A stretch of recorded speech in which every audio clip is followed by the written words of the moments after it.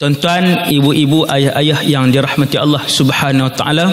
Allah Subhanahu wa taala menciptakan lidah tujuan nombor satu untuk berzikir kepada Allah Subhanahu wa taala.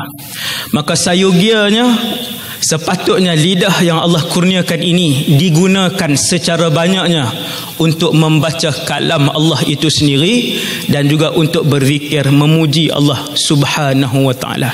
Ada juga orang baca Quran berlagu dan sebagainya. Tetapi hari ini semakin sedikit mereka-mereka yang membaca Quran dan kita boleh rasakan roh Al-Quran itu apabila dibacakan oleh mereka. Ada orang bacaannya kosong.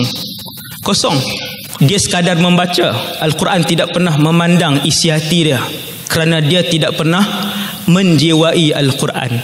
Allah sebut afala yatadabbarunal Quran. Kenapa mereka tidak mentadabbur Al-Quran? Antara jawapan kita ialah kita tak faham Quran.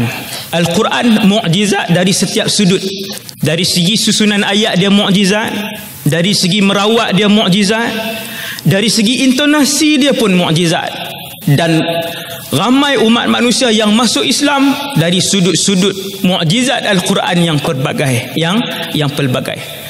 Betapa ramai orang jauh daripada Allah satu hari membaca Al-Quran dan membaca terjemahannya, bukan belajar tafsir pun, bukan dengar satu surah pun, hanya dengan mendengar satu ayat Al-Quran dan membaca satu terjemahannya membuatkan dia kembali kepada penciptanya, iaitulah Allah Subhanahu wa taala. Di Jepun, antara usaha yang dilakukan oleh Zon Kuliah dan beberapa pihak yang lain ialah mereka memberikan Al-Quran terjemahan dalam bahasa Jepun. Majoriti orang yang masuk Islam di Jepun, majoriti bukan kerana melihat orang Islam, akan tetapi kebanyakan mereka yang masuk Islam di Jepun ialah apabila mengkhatam bacaan tafsir 30 juzuk Al-Quran. Baca je. Baca saja, baca daripada awal sampai habis. Akhirnya terbuka hati dia untuk masuk Islam. Betapa mukjizat Al-Quran ini.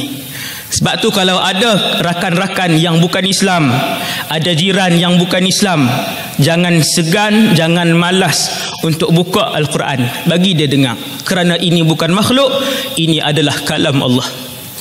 Kalam Allah.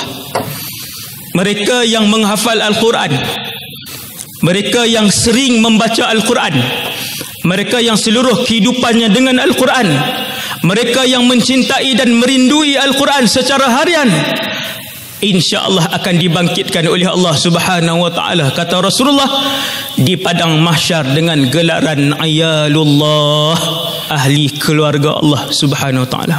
Ahli keluarga bukan bermaksud kerabat Allah Azza wa Jal, tetapi Nabi menyebut ahli keluarga Allah di padang mahsyar untuk menerangkan kepada kita betapa rapatnya, betapa mulianya mereka-mereka yang hidup dengan Al-Quran, mencintai Al-Quran. Apabila mereka dimatikan oleh Allah, akan dihimpunkan di dalam satu kelompok yang khusus di padang mahsyar dengan gelaran ayalullah, ahli keluarga Allah Subhanahu wa taala.